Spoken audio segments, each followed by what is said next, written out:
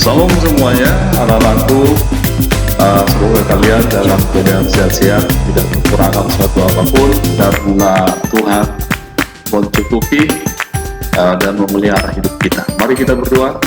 Bapa kami di surga, Bapa yang baik, berkati kami ya Tuhan. Kami mau belajar materi pada hari ini. Biarlah Tuhan yang memberikan kami kemampuan untuk memahami dan mengerti apa yang hamba-Mu sampaikan. Terima kasih Tuhan, dalam nama Yesus kami berdoa. Amin. Baik, kita masuk pada video yang ketiga dengan judul yang agak sedikit berbeda, yaitu bertumbuh. Maksudnya dari yang kemarin, bertumbuh sebagai keluarga Allah. Nah, ini adalah bagian yang ketiga. Dan yang kedua, kemarin saya menugaskan kamu untuk menghafal sebuah ayat, yaitu dalam Yosua pasal 24 ayat yang ke-15. Nah, ini berbicara tentang bagaimana Yosua tetap komitmen dan tetap konsisten untuk mengajak keluarganya beribadah kepada Tuhan ketika mereka nanti sampai di tanah Kanaan. Karena apa? Karena ini menjadi tantangan bagi bangsa Israel, karena di tanah Kanaan itu ada banyak bangsa-bangsa lain yang beragama lain. Banyak bangsa-bangsa lain yang beragama lain. Nah, itu sebabnya Yosua menekankan seharusnya umat Israel, umat Tuhan tetap berpegang dan beribadah kepada Tuhan yang benar, gitu ya. Tidak mau dipengaruhi oleh ibadah-ibadah lain. Nah, itu sebabnya secara pribadi dan mengatasnamakan keluarganya, aku dan seisi rumahku, kami akan beribadah kepada Tuhan. Nah, artinya apa di sini buat kita semua, supaya kita juga sebagai anak-anak Tuhan, sebagai remaja Kristen, utamakan ibadah kepada Tuhan. Mari beribadah kepada Tuhan. Jangan malas, jangan patah semangat apapun keadaan. Jangan sampai kita malas beribadah, tapi harus memiliki semangat. Nah, hari ini kita akan belajar tentang bertumbuh sebagai keluarga Allah. Nah, ayat mas kita atau nats kita lah ya. Kita dapat membaca di dalam Yohanes pasal 15 ayat 1 sampai 8. Itu berbicara tentang Yesus adalah pokok anggur yang benar. Ya, Yesus adalah pokok anggur yang benar. Itu berbicara tentang buah dan pertumbuhan. Dalam Lukas pasal 8 ayat 4 sampai 15. Dan ini juga berbicara tentang tumbuhan. Artinya apa? Di sana nanti kamu akan temukan ada penabur, benih itu jatuh di jalan, ada yang jatuh di rumput berduri, ada yang jatuh di tanah yang berbatu, ada yang jatuh di tanah yang subur. Nah, kira-kira kita isi apa dari keempat tanah itu ya? Apakah tanah berbatu, keras hatinya, tidak ketika datang masalah dan pencobaan dia mati, atau tanah yang subur? Tentu Tuhan mengharapkan supaya benih firman Allah jatuh di hati kita yang subur, sehingga ketika ada masalah dan persoalan hidup, keluarga kita tetap konsisten dalam Tuhan. Mazmur pasal 1 ayat 1 sampai 6 ini juga berbicara tentang tanaman, tumbuhan ya, di mana pohon yang ditanam di tepi aliran air tidak akan mengalami kekurangan ya.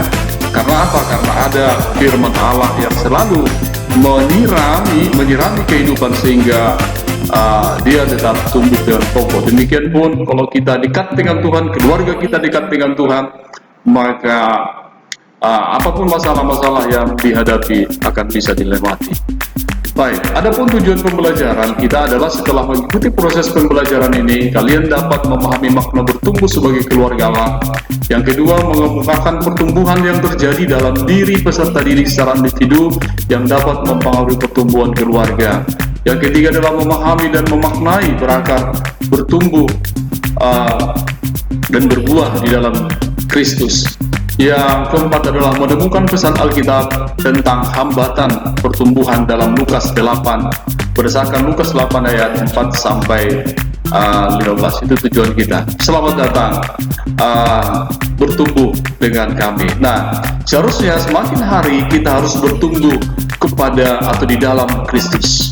Semakin hari kita harus bertumbuh dalam Kristus. Perhatikan gambar ini menunjukkan bagaimana keluarga, orang tua membawa anak-anaknya bertumbuh dalam Tuhan, mengenal Tuhan. Kita pun harus demikian harusnya.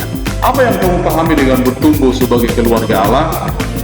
Nah, bertumbuh sebagai keluarga Allah berarti keluarga bertumbuh di dalam Kristus yang memiliki makna lebih mengenali Yesus, lebih mengasihi Yesus, dan lebih mentaati firman-Nya. Bagaimana dengan kamu? Apakah kamu lebih mengasihi Tuhan atau lebih mengenal Yesus? Atau jangan-jangan kamu nggak kenal Tuhanmu siapa?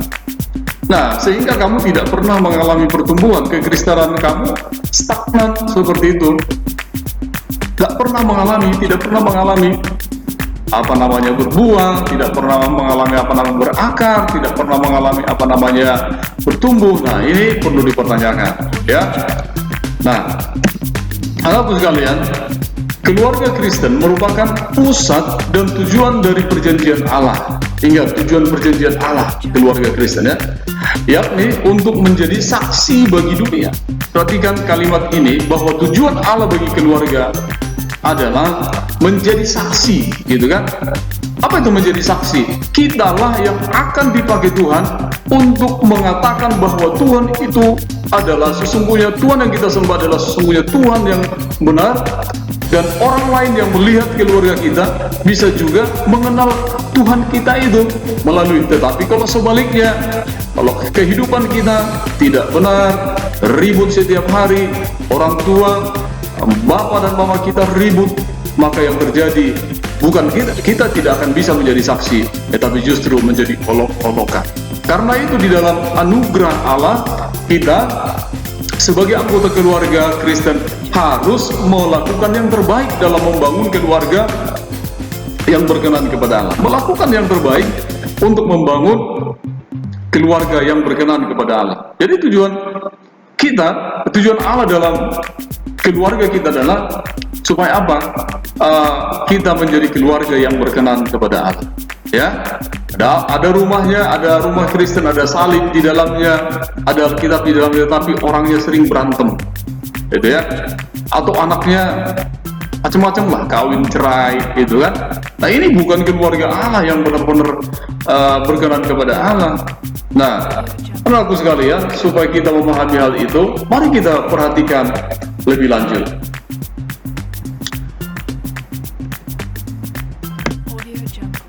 Ya, keluarga Kristen merupakan pusat dan tujuan dari perjanjian Allah yang saya sebutkan tadi.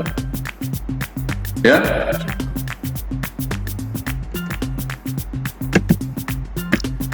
seperti pengajaran Tuhan Yesus yang menggambarkan bahwa Allah memiliki tujuan yang jelas bagi setiap manusia ciptaannya, termasuk keluarga, yaitu agar umat manusia bertumbuh lalu menghasilkan buah.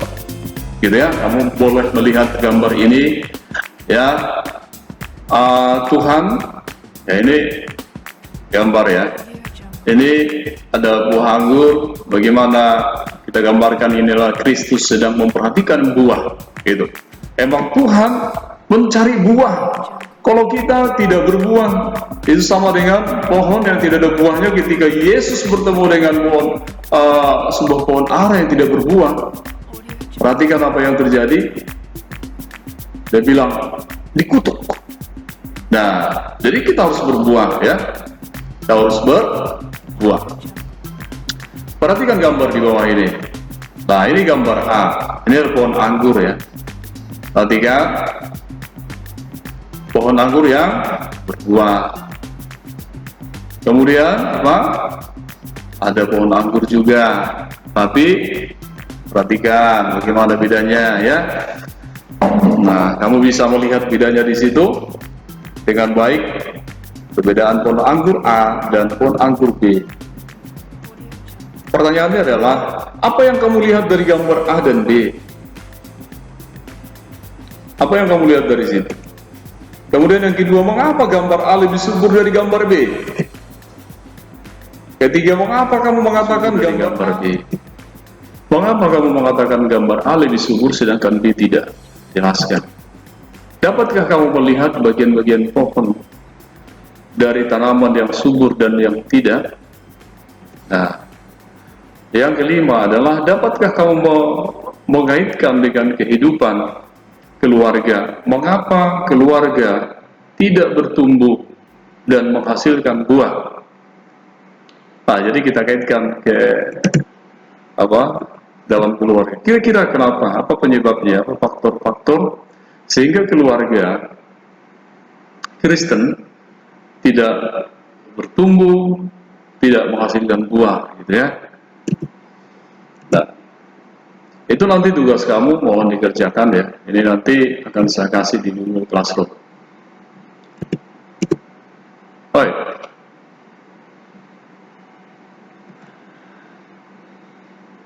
Jika ada pertanyaan, nanti mungkin kamu boleh memberikan pertanyaan. Siswa memberikan pertanyaan berkaitan dengan keluarga yang bertumbuh. Nah, mungkin pertanyaan kamu, apa keluarga? Ya. Terus, apa itu bertumbuh? Terus, mengapa harus bertumbuh? Mengapa keluarga Kristen, lebih tepatnya, mengapa keluarga Kristen harus bertumbuh? Apa ciri keluarga yang bertumbuh? Apa kata Alkitab tentang bertumbuh? Nah, jadi ini menjadi pertanyaan yang mungkin kita perlu pertanyakan dan cari jawabannya. Baik, untuk menjawab yang diajukan, maka kamu harus mengumpulkan data sebanyak mungkin. Dengan satu, baca buku Pak tentang keluarga yang bertumbuh. Nah, kamu